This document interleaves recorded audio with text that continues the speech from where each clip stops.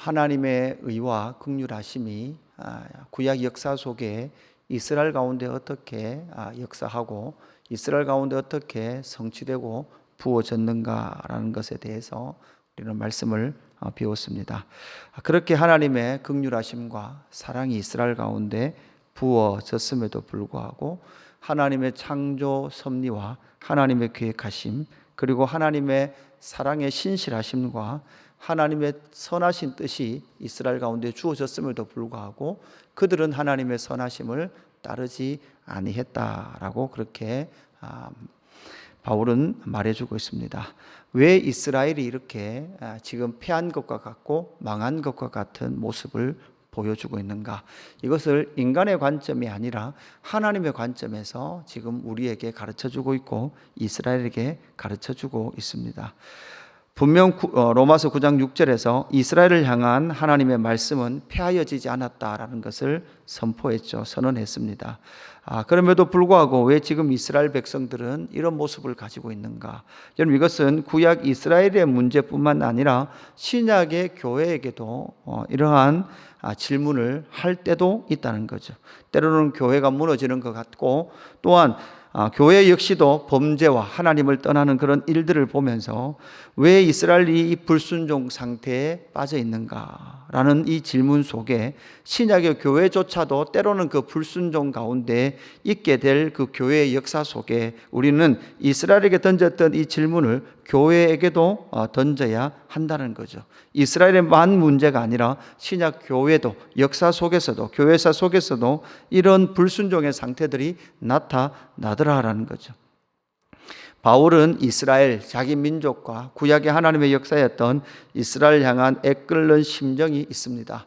그것을 가지고 이제 왜 이스라엘 백성들이 이렇게 패하게 된 것과 같은 그러한 상황 가운데 빠져 있는가라는 것에 대하여 두 가지 답을 우리에게 들려주고 있습니다. 첫 번째는 무엇입니까? 의의 법을 따라감으로 말미암아 율법 위에 이르지 못했다라고 말씀하고 있습니다. 30절 그런즉 우리가 무슨 말을 하리요? 의를 따르지 아니한 이방인들이 의를 얻었으니 곧 믿음에서 난 의요, 이렇게 말하고 있습니다. 로마서 1장에서부터 8장까지 한 정의가 무엇입니까? 결론이 무엇입니까? 바로 복음을 알지 못했던, 하나님을 알지 못했던 그 이방인들에게 복음이 전하여지고 그 전하여진 복음으로 말미암아 의를 따르지 아니하고 믿음을 따르는 그들에게, 믿는 그들에게 하나님의 의가 부어졌다라는 것을 분명히 말씀했죠. 그렇다면 구약 이스라엘, 지금 이스라엘 로마서를 읽고 있는 유대인들, 바로 그 유대인들은 의의 법을 따라간 이스라엘은 율법에 이르지 못했다라고 분명히 선포하고 있습니다. 의의 율법이다, 이렇게 말씀하고 있죠. 여러분, 의의 율법이라는 것은 율법 자체가 나쁘다는 말이 아니죠. 여러분, 율법의 본 의가 무엇입니까? 율법의 1차적 역할이 무엇입니까? 바로 율법의 1차적 역할은 바로 율법 앞에 서면 죄인이라는 것이 드러나죠. 산상수훈에 옛사람이 일렀으되 살인하지 말라였으나 너희 안에 형제를 미워하는 것만 있어도 너희는 이미 너희 속에 살인한 자다라는 것을 선명히 드러내는 것이 율법의 1차적 의입니다. 그래서 율법 앞에 서면 우리는, 인간은 무엇이 드러납니까? 바로 죄인이라는 것이 선명하게 드러나죠. 다시 우리가 창세기 전반부로 가보십시다. 선악과를 먹었던 첫 번째 아담, 그 첫 번째 아담이 하나님 앞에 나아갈 수 없죠. 왜냐하면 그 안에 이제 법 때문에 먹으면 정령 죽으리라는 그 죽음이 그들에게 찾아올 때 이제는 이 죽음의 상태로는 하나님께 나아갈 수 없다라는 것을 뭐 하기 시작합니까? 인식하기 시작하죠. 그랬던 그 인식 속에 하나님은 너희가 나에게 다시 나올 수 있는 것은 바로 짐승을 죽여 그 피를 흘리는 대속과 속량의 은혜를 거쳐서 나에게 나올 수 있다라고 분명히 말씀했고, 그 말씀이 제사와 예배를 통하여 그 제사를 통하여 하나님의 은혜를 입고 그 은혜를 믿음으로 말미암아 하나님 앞에 다시금 나아가서 영광의 제사를, 예배를 하나님 앞에 올려 드릴 수 있었던 것이죠. 그랬던 그 의의 법, 그 의의 법은 이스라엘 백성들은 믿음으로 지키겠다고 32절 어찌 그러하냐 이는 그들이 믿음을 의지하지 않고 행위를 의지함으로 부딪힐 돌에 부딪혔느니라 이렇게 말씀하고 있습니다. 그래서 그들은 그 율법을 뭐 하겠다는 거예요? 이루겠다라는 거죠. 율법을 내가 스스로의 힘으로 성취하겠다는 거죠. 그뿐만 아니라 이스라엘 백성들 가운데 있었던 할례법과 안식일법, 음식법, 여러분 이런 것들이 무엇입니까? 그들 가운데 주어진 하나님의 백성으로서의 증거물이었던 할례나 안식일법이나 음식법 아래 있으면 우리는 자동으로 의로워진다라는 생각을 가지고 있었던 것이죠. 여러분 신약의 교회로 돌려보십시다. 여러분 교회를 다니고 그냥 그렇게 교회를 다니며 살아가는 그 삶이 자동으로 구원에 이르게 하고 하나님의 나라에 이르게 하는 것이 결코 아닙니다.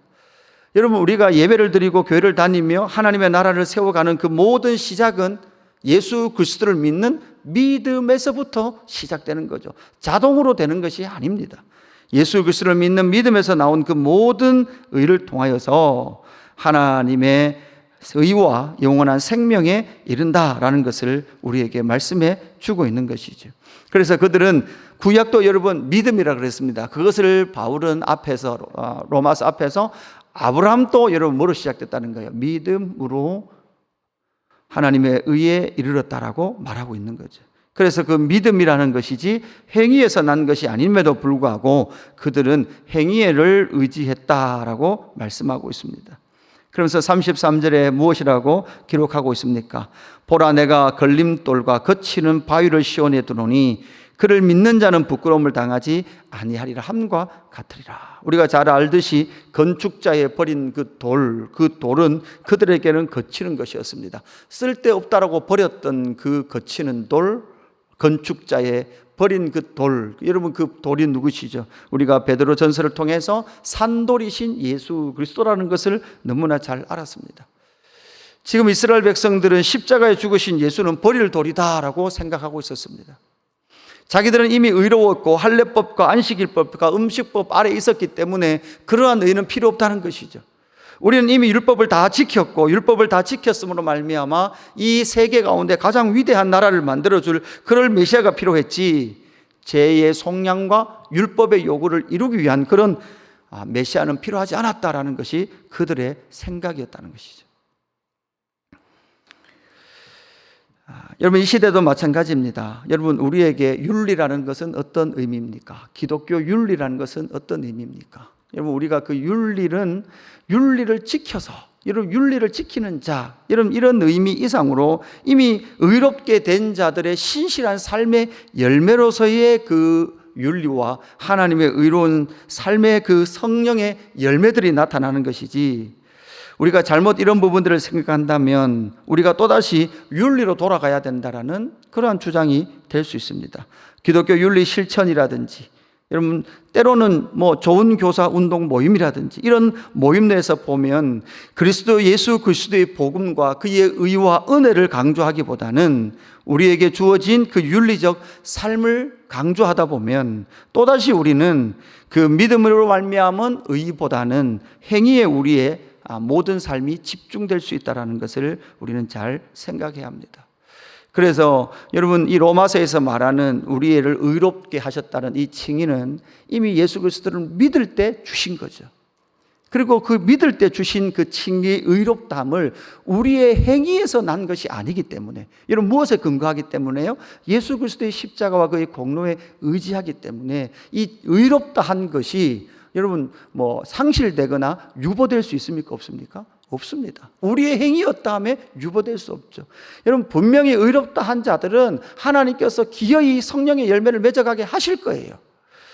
그럼에도 불구하고 여러분 그 칭의가 유보되어서 이렇게 설명하더라고요. 천국 하나님의 나라를 가는 그 티켓은 받았지만 아직 기차는 안 탔어요. 이게 유보된 칭의래요. 그러니까 믿을 때 의롭다함을 받았던 것이 심판대 앞에 서서 또다시 의롭다함을 받아야만 진짜 의를 입는 거다라고 말하나, 그렇게 주장하는 그 주장 속에는 믿을 때 받았던 징의가 과정 속에 상실될 수 있다는 것을 전제하고 있는 것이죠. 그렇지 않습니다. 윤리적 삶을 살지 않으면 그 의의가 상실될 수 있다라고 주장하는 이 주장 속에 이미 하나님으로부터 그리스도를 통하여 우리에게 부어진 의의가 우리의 어떤 행위에 근거하여 상실될 수 있다라는 어처구니 없는 신학을 이야기하고 있더라는 것이죠.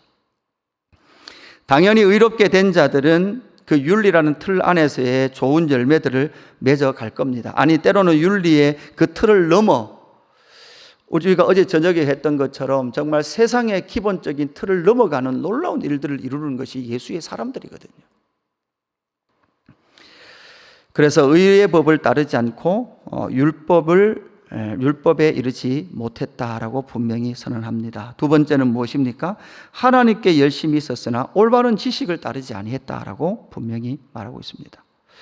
바울은 끊임없이 10장 1절에서 이렇게 말합니다. 형제들아, 내 마음에 원하는 바와 하나님께 구하는 바는 이스라엘을 위함이니 곧 그들로 구원을 받게 합니다. 이렇게 말하면서 뭐라고 말하는가 하면 2절, 내가 증언하노니 그들이 하나님께 열심은 있으나 올바른 지식을 따른 것이 아니다. 이렇게 말하면서 그들은 3절, 하나님의 의를 모르고 자기 의를 세우려고 힘써 하나님의 의에 복종하지 아니하였느니라. 이렇게 말을 하고 있습니다.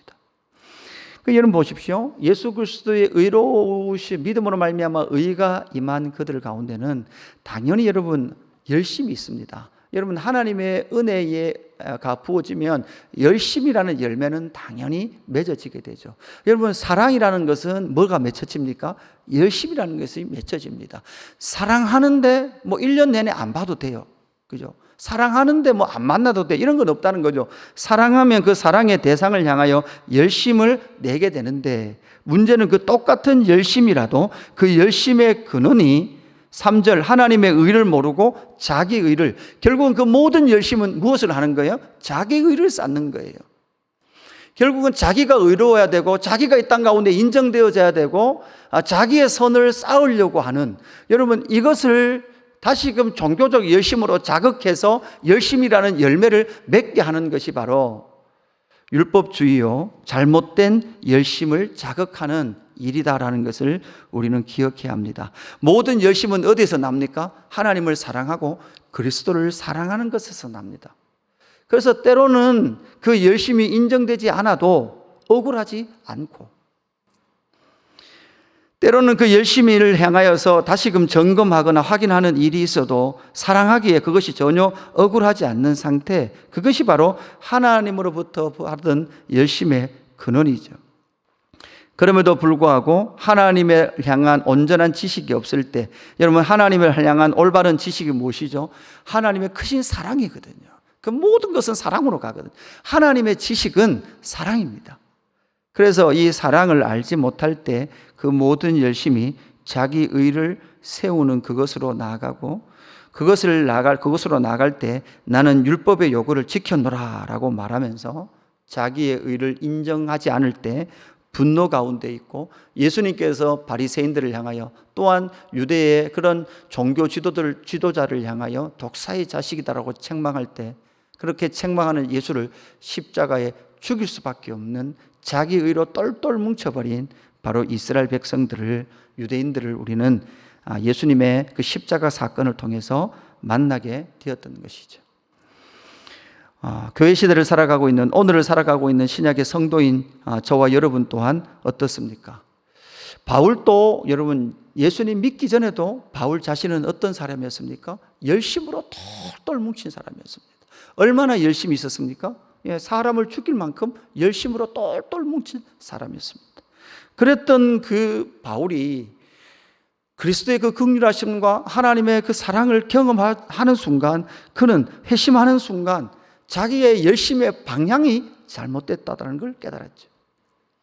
그리스도를 만난 이후도 그리스도를 만난 이전보다 더욱더 그는 열심히 살았습니다. 누구도 비교할 수 없을 만큼 열심히 살았습니다. 자기의 육신의 건강을 돌아보지 못할 만큼 그는 열심히 살았습니다. 그리고 그 열심히 살았던 그 열심의 그 모든 영광은 하나님께 돌리고 자기에게 어떤 비난도 때로는 자기를 향한 어떤 인정도 주어지지 않을 때 그가 자기의 사도권을 교회가 부정할 때 사실은 자기의 사도권 자체를 부정하는 것 때문에 바울이 분노했을까요? 저는 그것이 아니었습니다. 바울이 자기의 사도권이 인정되지 않을 때 왜 나를 인정해 주지 않느냐, 그것 때문에 화난 것이 아니라 자기의 사도권이 부정되면 바로 하나님의 복음, 그의 아들의 복음, 그리스도의 복음, 바울을 통하여 선포된 바울이 말하는 마이가스펠, 자기가 전한 복음이 부정되기 때문에, 그렇기 때문에 자기의 사도권을 변했던 것이지 자기 자신의 신분을 보호하기 위하여 자기의 사도권을 변호하지 않았다는 것을 우리는 기억해야 합니다. 그래서 하나님의 열심에 붙들린 그 사람은 자기의 의가 인정되지 않을 때, 자기의 열심을 인정해 주지 않을 때도 그는 그의 길을 걸어갔다라는 것이죠. 많은 교회들이 바울을 부끄러워하고 바울과 함께 고난받기를 부끄러워하며 즐겨하지 않음에도 불구하고 그는 나의 달려갈 길을 달려갔노라라고 고백하고 있는 그 모습을 발견하면서 저와 여러분 가운데 다시 열심을 격발시키십시오. 그리고 그 열심의 근원이 내 의를 이루기 위함이 아니요 하나님을 사랑하는, 하나님의 지식을 알 때 그 하나님은 사랑이다라는 것을 깨닫는다면 그 하나님을 향한 그 사랑이, 열심히 다시금 저와 여러분 가운데 샘솟게 될 줄로 믿습니다. 기도하겠습니다. 하나님 아버지, 감사합니다. 의의 법을 따라감으로 율법을 이루지 못했던 이스라엘, 하나님께 열심은 있었으나 올바른 지식을 따르지 않았던 이스라엘, 하나님 그 모습을 바라보며 신약 오늘을 살아가고 있는 성도와 교회인 우리 가운데도 이 모습이 있지 않은지 돌아보게 하여 주옵소서.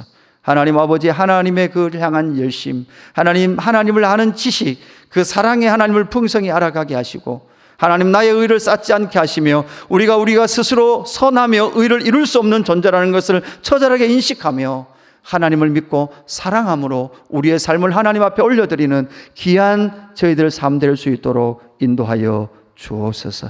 하나님 아버지, 때로는 삶의 형편 때문에 열심을 잃어버린 자들이 있습니까? 하나님을 향한 사랑을 잃어버린 자들이 있습니까? 다시금 하나님을 아는 지식이 풍성하여 하나님의 사랑 안에 머물 수 있도록 역사하여 주옵소서. 때로는 하나님 자기 의를 쌓아가는 자들이 있습니까? 그것 때문에 마음이 상한 자들이 있습니까? 주여 하나님, 새로운 마음을 부어 주옵소서. 감사함을 드리며 구주 예수 그리스도의 이름으로 기도드리옵나이다. 아멘.